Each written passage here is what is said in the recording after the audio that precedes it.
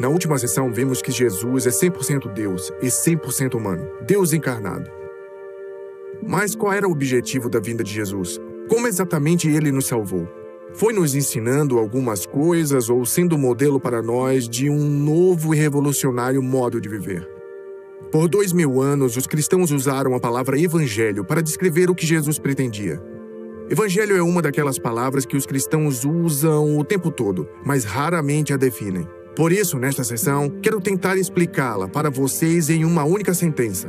O evangelho é: Deus, em um ato de graça, enviou Jesus à terra como um homem, para que, pela sua morte e ressurreição, pudesse nos resgatar, governar como rei e nos conduzir à vida eterna plena que fomos criados para desfrutar. Vamos detalhar isso. Deus, em um ato de graça, Efésios 2:8, diz que é pela graça que somos salvos mediante a fé.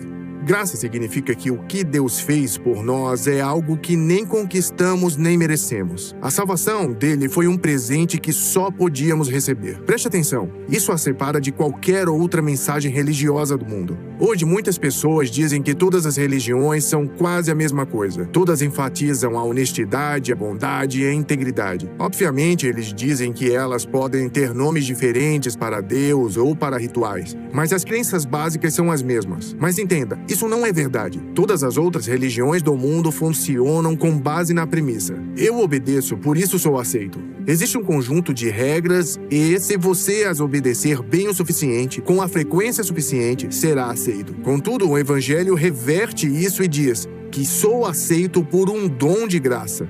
Portanto, respondendo a isso, obedeço. Não é obedeço, portanto sou aceito. É sou aceito, portanto obedeço. Ou podemos dizer isso de outro jeito. A maioria das religiões diz faça. O que você faz lhe vale a aceitação diante de Deus. Mas o Evangelho diz feito. O Evangelho diz que Deus fez algo por nós, que não faríamos sozinhos, que só podemos receber como um presente, que é a continuação da sentença. Deus, em um ato de graça, enviou seu Filho para que, pela sua morte e ressurreição, ele nos resgatasse. Jesus certamente ensinou muitas coisas maravilhosas, que veremos na próxima sessão. Mas o mais importante da vida de Jesus não é o que ele ensinou, é o que ele fez na sua última semana na Terra. Ou seja, ele morreu e ressuscitou. E como exatamente essas duas coisas nos salvaram? Por sua morte, Jesus sofreu o castigo pelo nosso pecado. Deus tinha declarado lá no início da Bíblia, no livro de Gênesis, que aquele que pecar morrerá. O pecado trouxe uma maldição com ele, a morte. Essa maldição vem sobre todos os que participam do pecado, o que obviamente inclui a todos nós. É uma maldição que vivenciamos todos os dias, na forma de corpos, relacionamentos e carreiras corrompidas, a incapacidade de encontrar satisfação. No final, essa maldição causa a separação eterna de Deus. Na cruz, Jesus sofreu essa maldição em nosso lugar. Pagou a dívida por nosso pecado. Uma das últimas palavras de Jesus na cruz foram: está consumado. No grego, os autores dos evangelhos usaram a palavra tetelestai. Arqueólogos encontraram a palavra tetelestai espalhada em recibos do século I. Depois que você pagava sua dívida, o cobrador escrevia tetelestai na fatura, indicando que a conta foi paga. Nada mais é devido. Jesus pagou a dívida do nosso pecado. Nós não devemos mais nada. Às vezes as pessoas perguntam por que Jesus teve que morrer para Deus nos perdoar. Por que Deus não poderia apenas fazer vista grossa? A resposta é que Deus é justo. Salmo 89:14 diz que a justiça é o próprio fundamento do trono de Deus. Ou seja, a injustiça tem que ser corrigida. A glória de Deus exige isso, e nosso coração anseia por isso. Pela morte de Jesus, Deus preservou a justiça e nos concedeu misericórdia. Certa vez ouvi a história de um rei saxão que viveu na Idade Média. No seu pequeno reino, ele tinha a reputação de ser o rei mais justo e mais amoroso que já viveu. O povo o adorava e ele os amava. Um dia, esse rei descobriu que alguém estava roubando dinheiro do seu tesouro. Então, ele reuniu o povo do seu pequeno reino e declarou: vocês sabem que me importo com vocês e que sempre me dediquei a cuidar até do mais pobre entre vocês. Se precisarem de algo, falem comigo, mas não podem roubar dinheiro do meu tesouro. Isso é sabotagem. Mas todo dia o dinheiro continuava sendo roubado. Então o rei fez um segundo decreto. Embora isso deixe meu coração partido, quem for pego roubando deste tesouro será chicoteado 10 vezes. Passaram-se várias semanas e o dinheiro continuava sendo roubado. O rei aumentou o castigo para 20 chibatadas. E o dinheiro continuava sendo roubado. O rei dobrou de novo o castigo para 40 chibatadas, o que era praticamente uma sentença de morte. Poucas pessoas sobreviveriam a 40 chibatadas. Segundo a história, 2 dias depois que o rei emitiu seu último decreto, o ladrão foi pego em flagrante. Era a mãe do rei. Era ela quem estava roubando o tempo todo. As pessoas se perguntaram, o que o rei vai fazer? Algumas pessoas acharam que ele a castigaria, que ele deveria. Mas outras disseram, sendo um rei amoroso, como faria isso? Como esse tipo de rei mataria sua própria mãe? Outros pensaram que ele deixaria passar. Mas algumas pessoas se opuseram. Isso não seria justo. A lei era a lei. O rei pediu alguns dias para pensar no assunto. E quando saiu dos seus aposentos, decretou que a lei era de fato a lei. E o castigo tinha que ser aplicado. Então, levaram a mãe do rei ao poste de chicotadas. A amarraram e rasgaram as costas da sua blusa. Quando o guarda levantou o chicote para aplicar a primeira das terríveis chicotadas, antes que ele fizesse isso, o rei disse, pare. E o rei caminhou até lá, olhou com muito amor para sua mãe, tirou o seu manto real e o deixou de lado, e envolveu o corpo dela com o dele. Então olhou para o guarda e disse, agora pode chicoteá-la. O guarda disse, não posso. Se eu tentar chicoteá-la, vou atingir o senhor. E o rei disse, eu dei uma ordem, faça. Então o guarda fez isso, mas todas as chicotadas atingiam o corpo do rei, e nenhuma tocou a mãe dele. A história continua dizendo que o rei preservou a fama de ser verdadeiramente o rei mais justo que já viveu, e também o mais amoroso. Você pode perguntar se a história é real ou só uma lenda. Sinceramente, não tenho certeza se é real. De qualquer modo, é um retrato do que Deus fez por nós na cruz. Ao morrer em nosso lugar, Jesus satisfez a justiça de Deus e nos livrou do castigo pelo pecado. Foi assim que sua morte nos salvou. O outro componente essencial do resgate de Jesus foi a ressurreição.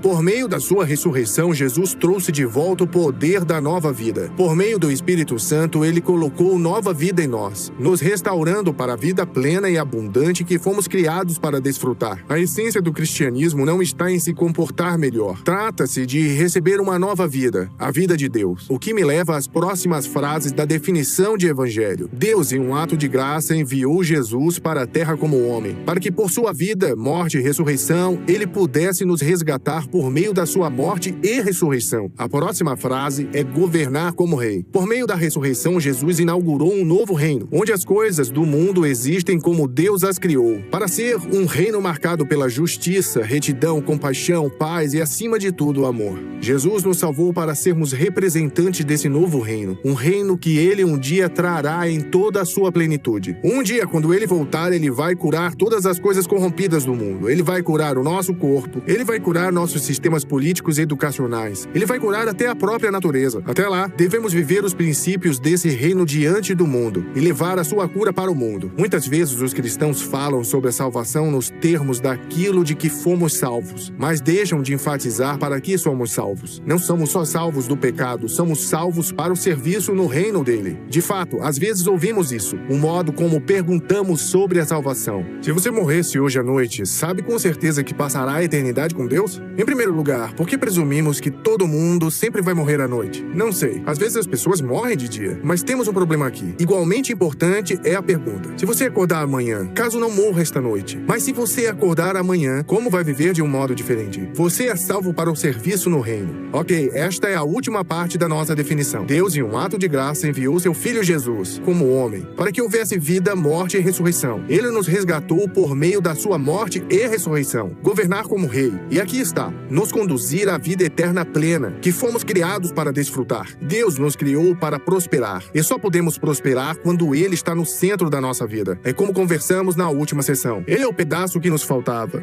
E isso significa que sempre seremos incompletos. Sempre nos sentiremos incompletos, até encontrarmos nossa completude nele. Esse é o Evangelho em sua essência. O Evangelho cristão. O Evangelho de Jesus não se trata do que você precisa fazer para Deus. Trata-se do que ele fez por você e que você recebe como um presente. A própria palavra evangelho, no grego, significa boas notícias. De fato, no tempo de Jesus, isso se referia a qualquer grande anúncio de boas notícias. Por exemplo, quando o imperador grego vencia uma grande batalha, ele enviava um portador de boas notícias, um evangelista. Era assim que chamavam, com um anúncio sobre sua vitória militar. Trago boas notícias, o arauto proclamava. O imperador venceu uma grande batalha, e por isso vocês não precisam mais viver com medo. Por causa da vitória do imperador, vocês podem descansar em paz. Veremos os apóstolos usarem essa palavra para a meta principal de Jesus. O rei Jesus, eles diziam, venceu uma batalha por nós, e agora nós somos convidados a aceitar a vitória dele e descansar na paz dele. Não somos convidados para sair e conquistar grandes vitórias para ele, mas a receber a vitória que ele conquistou para nós. Disse que o evangelho não consiste basicamente em bons conselhos. O evangelho são as boas novas. Jesus ofereceu essas boas novas a todos que as receberem. Entenda, elas não se tornam suas automaticamente. Você tem que escolher recebê-las para si mesmo. João 1,12 diz que são para os que o receberem. Para eles, ele deu o poder de se tornarem filhos de Deus. Para aqueles que o receberam, você tem que recebê-lo pessoalmente. Minha pergunta é a seguinte: você já fez isso? Você pode perguntar, o que significa recebê-lo? Bem, não significa viver uma vida que faça você merecer o título de filho de Deus. Isso não é receber, é merecer. Não significa passar por um ritual da igreja, como batismo ou confirmação. Essas coisas têm seu lugar, claro, mas tecnicamente isso não é receber. Isso é realizar. Você segue uma lista de tarefas. Recebê-lo significa exatamente o que você acha. Você o recebe como receberia um presente oferecido a você. Se alguém lhe oferece um presente, você simplesmente abre as mãos e recebe. Ou pense em como uma noiva e um noivo recebem um ao outro no dia do casamento. A pessoa diz, quero você na minha vida. Você me recebe? E a outra pessoa diz, sim, eu recebo você. Agora andaremos juntos. Aonde você for, eu vou. A partir de agora, eu pertenço a você e você a mim. A pergunta é, você fez isso com Jesus? Isso é o Evangelho. Jesus, o Deus homem, veio nos salvar. Ele não veio para nos educar, nos modificar, nos melhorar ou nos aprimorar. Ele veio para nos salvar. Vivendo o que deveríamos viver, morrendo como estávamos condenados a morrer e ressuscitando para oferecer perdão, uma nova vida a todos os que o receberem. Então, esta é a pergunta para você. Você já o recebeu pessoalmente? Se não, pode fazer isso neste momento. Por que não curvamos a cabeça e simplesmente oramos? Se você quiser receber Jesus, enquanto eu orar, abra o seu coração para recebê-lo. Pai, eu te agradeço porque neste momento há pessoas ouvindo que vão abrir o coração para ti. Quero dizer para você que curvou a cabeça. Se você quer receber Jesus como Salvador, pode usar palavras como estas. Jesus, sei que tu és o Senhor. Eu me rendo a ti. Jesus, sei que morreste pelo meu pecado. Eu te recebo como meu Salvador. Diga isso para ele. Eu me rendo a ti como meu Senhor. Eu te recebo como Salvador.